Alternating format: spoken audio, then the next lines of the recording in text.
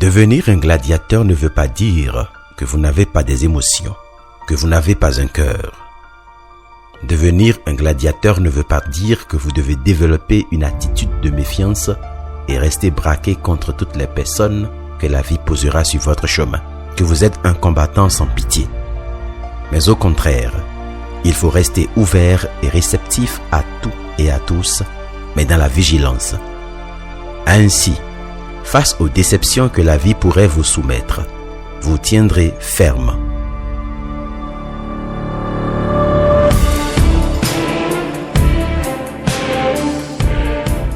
Être un gladiateur, c'est avoir un esprit alerte face à chaque situation et circonstance de la vie, aussi difficile soit-elle. Le but, c'est de devenir fort, tellement fort que votre mental devienne imperturbable, indestructible et inachevable.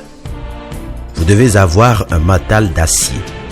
Vous devez avoir le front dur comme un caillou afin de ne pas vous laisser écraser.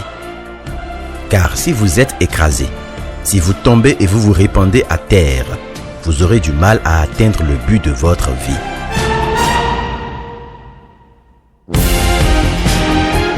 Vous pouvez ressentir des douleurs. Il peut vous arriver de pleurer, mais jamais vous ne serez et ne devez rester à terre. Vous devez être du genre, lorsque vous cognez, on tombe, ou lorsqu'on vous cogne, on tombe. C'est ça un gladiateur, et cela s'apprend. Et la première étape de cet apprentissage commence par la compréhension de la vie et de certaines vérités. Vous devez comprendre que les challenges de la vie viennent de deux manières. Celles qui semblent s'imposer à nous comme le sort, par exemple la mort, l'accident, bref, la force majeure, et celles que nous imposent les humains au travers des déceptions, des trahisons et des mensonges. Dans les deux cas, les blessures peuvent être graves et le commun des mortels finit toujours par tout mettre sur le compte de la vie, donc de celui qui a engendré la vie, à savoir le Créateur.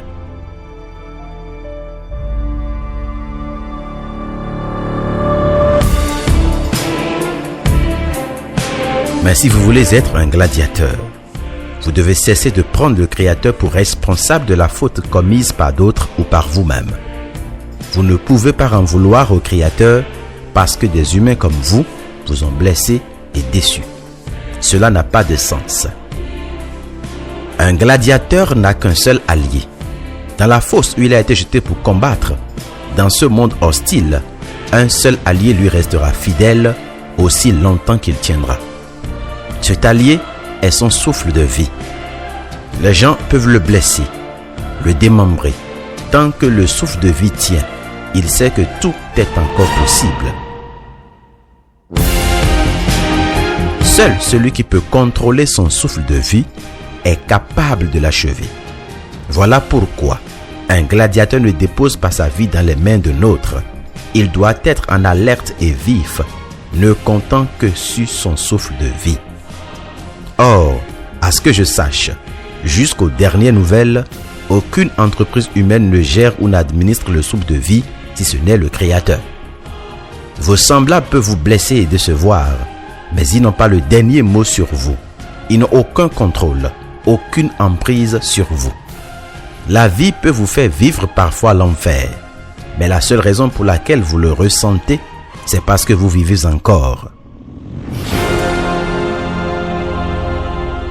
Au lieu de blâmer celui qui maintient votre souffle, blâmez-vous plutôt, car en vérité, aucun malheur ne vous approchera sans que vous ne l'ayez invité.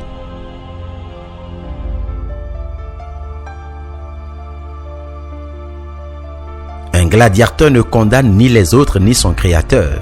Il comprend les situations, il recherche l'erreur qu'il a commise, il répare les torts et continue son chemin.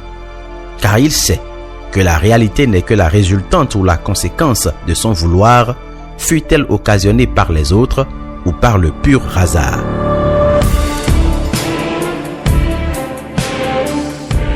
Méditez sur chaque parole de cette chronique. Elle vous donnera des clés pour devenir un vrai gladiateur. Bonne méditation et à demain.